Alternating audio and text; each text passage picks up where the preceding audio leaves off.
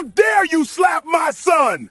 Imagine standing on your own land on a quiet afternoon when three men in fake uniforms show up, claim to be HOA enforcement, and demand access they don't have. Then, when your 16-year-old boy denies them entry, one of those so-called officers loses control and slaps the boy hard across the face, sending his head into the concrete and leaving him bleeding on the ground. That's exactly what happened to Terrence Walker and his 16-year-old son, Micah. But everything changed the moment Terrence, the boy's father, stepped out and saw what they had done to his child. The ranch sat quiet under the afternoon sun, heat shimmering over the hard-packed earth and low fencing that marked the property line. At the back of the land, Terrence Walker, a black man built lean and solid by years of discipline, worked steadily near the livestock pens. Life here was simple by design.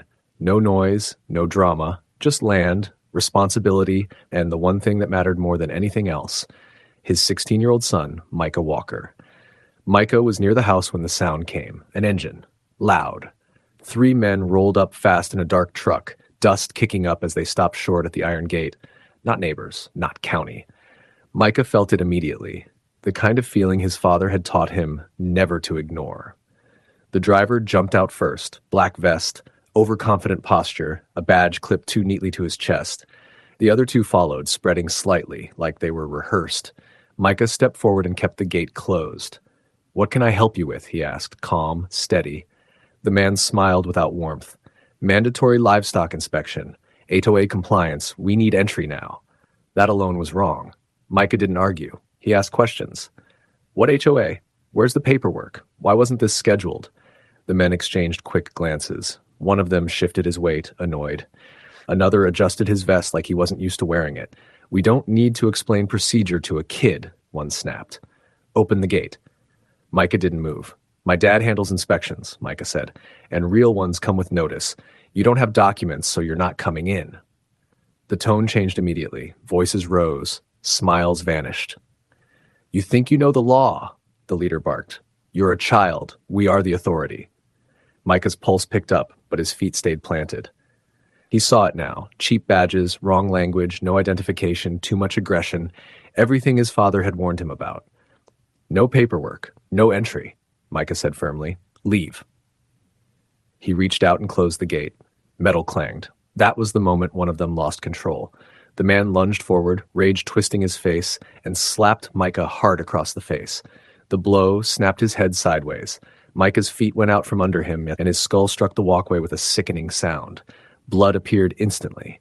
From the back of the property, Terrence heard shouting, and then silence. He turned and ran. Have you ever seen grown men in fake uniforms try to bully a child on his own property? What would you do if the people claiming to be the law crossed the line and put their hands on your son? Before we go further, what city or country are you watching from? Drop it in the comments. We love seeing where you're tuning in from. And if you believe no one should ever be intimidated by fake authority, abuse of power, or revenge-driven corruption, make sure to hit that like button and subscribe to Story Arc. Micah lay on the ground, dazed, blood running down the side of his face and dripping onto the concrete. His ears rang, vision blurred, but he was still conscious. He tried to push himself up and failed. The three fake HOA cops stood there for a beat. Then the shouting started. "Stay down," one barked. "You should have listened," another snapped. The man who slapped him looked shaken, but not sorry, more angry than anything else. "That's what happens when kids think they can challenge the law," he said, breathing hard. "Your father should have taught you better." Micah's jaw tightened. Even on the ground, something in him refused to break.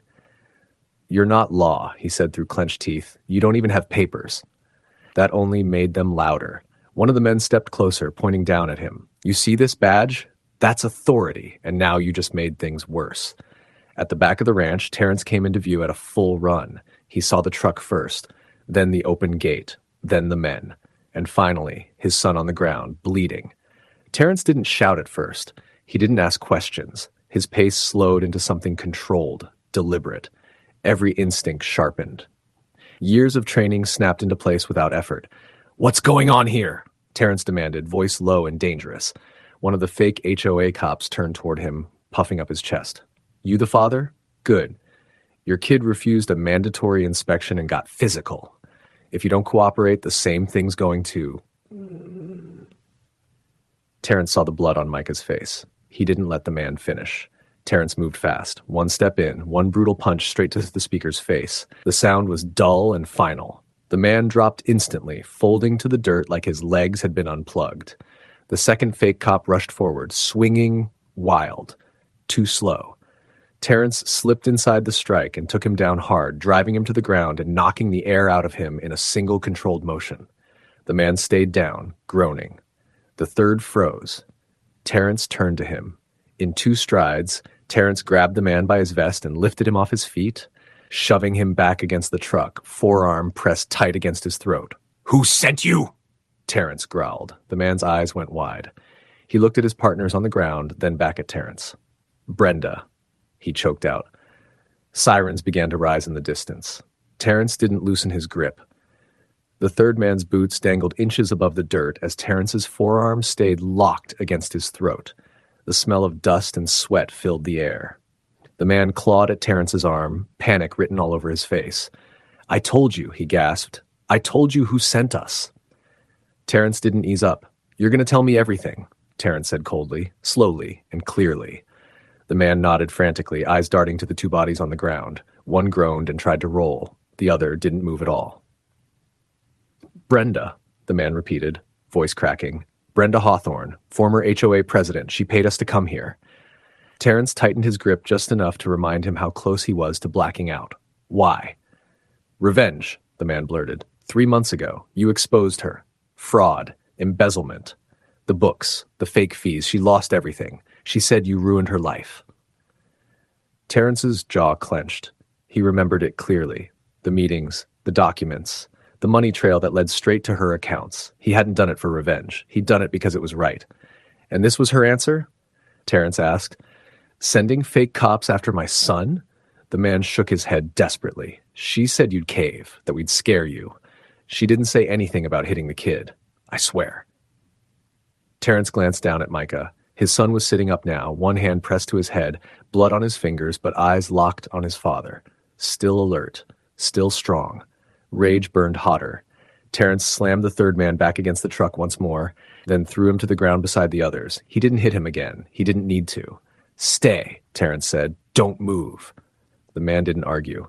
Sirens grew louder, cutting through the heat and tension. Red and blue lights flashed at the end of the dirt road, approaching fast. Terrence moved to Micah's side, kneeling. Look at me, Terrence said. You with me? Micah nodded. Yeah, hurts, but I'm okay. Terrence placed a steady hand on his shoulder. You did exactly right. The boy swallowed hard. They were fake. I knew it. The first patrol car skidded to a stop near the gate. Doors flew open.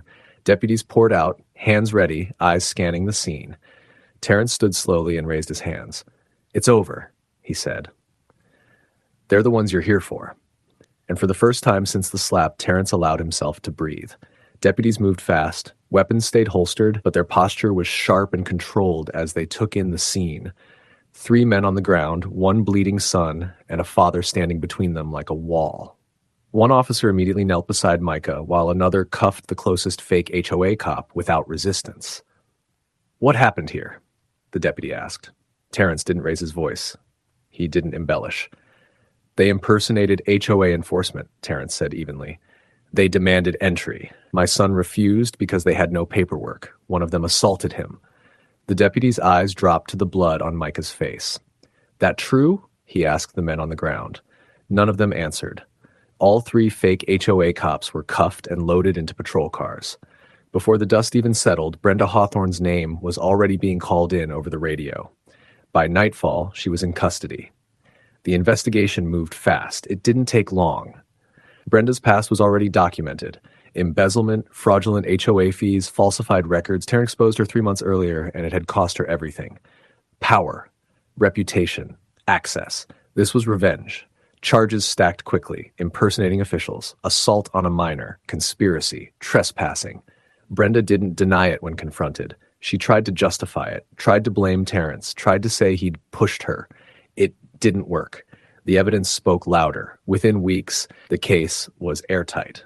Brenda was arrested and charged. All 4 people faced serious prison time due to the severity of the crimes, the assault on a minor, and the organized nature of the attack.